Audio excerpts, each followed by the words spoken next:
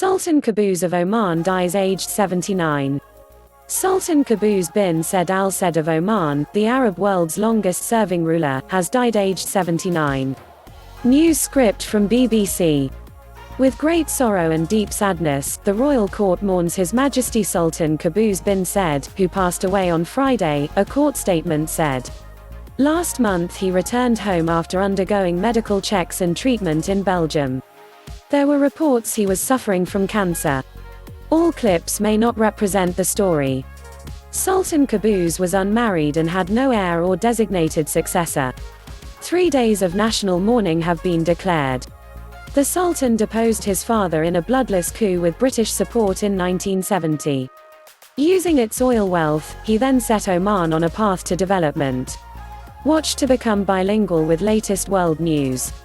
According to the Sultanate's Basic Statute, the Royal Family Council, comprising about 50 male members, should choose a new sultan within 3 days of the throne falling vacant. How Sultan Qaboos weathered the Arab Spring. If the family cannot agree, members of the Defense Council and the chairman of the Supreme Court, the Consultative Council and the State Council will open a sealed envelope in which Sultan Qaboos secretly recorded his choice and enthrone that person. The leading contenders reportedly include 3 brothers who are cousins of the late Sultan: Culture Minister Haytham bin Tariq Al Said, Deputy Prime Minister Asad bin Tariq Al Said, and Shahab bin Tariq Al Said, a former Oman Navy commander who was a royal advisor.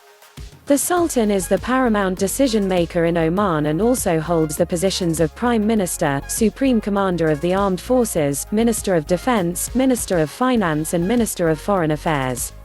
Neutral policy for almost 5 decades, Sultan Qaboos completely dominated the political life of Oman, which is home to 4.6 million people, of whom about 43% are expatriates.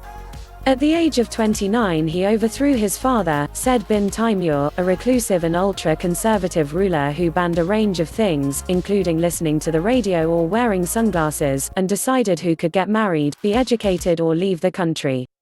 Sultan Qaboos immediately declared that he intended to establish a modern government and use oil money to develop a country where at the time there were only 10 kilometers (6 miles) of paved roads and 3 schools. In the first few years of his rule, he suppressed with the help of British special forces an insurgency in the southern province of Dhofar by tribesmen backed by the Marxist People's Democratic Republic of Yemen. He pursued a neutral path in foreign affairs and was able to facilitate secret talks between the United States and Iran in 2013 that led to a landmark nuclear deal 2 years later. Absolute rule. Sultan Qaboos was described as charismatic and visionary, and he was widely regarded as popular. But he was also an absolute monarch and any dissenting voices were silenced. A degree of discontent surfaced in 2011 during the so-called Arab Spring.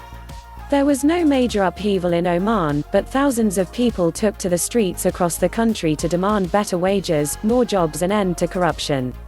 Security forces initially tolerated the protests but later used tear gas, rubber bullets and live ammunition to disperse them. 2 people were killed and dozens of people were injured. Hundreds were prosecuted under laws criminalizing illegal gatherings and insulting the Sultan. The protests failed to produce anything in the way of major change. But Sultan Qaboos did remove several long-serving ministers perceived as corrupt, widened the powers of the Consultative Council, and promised to create more public sector jobs.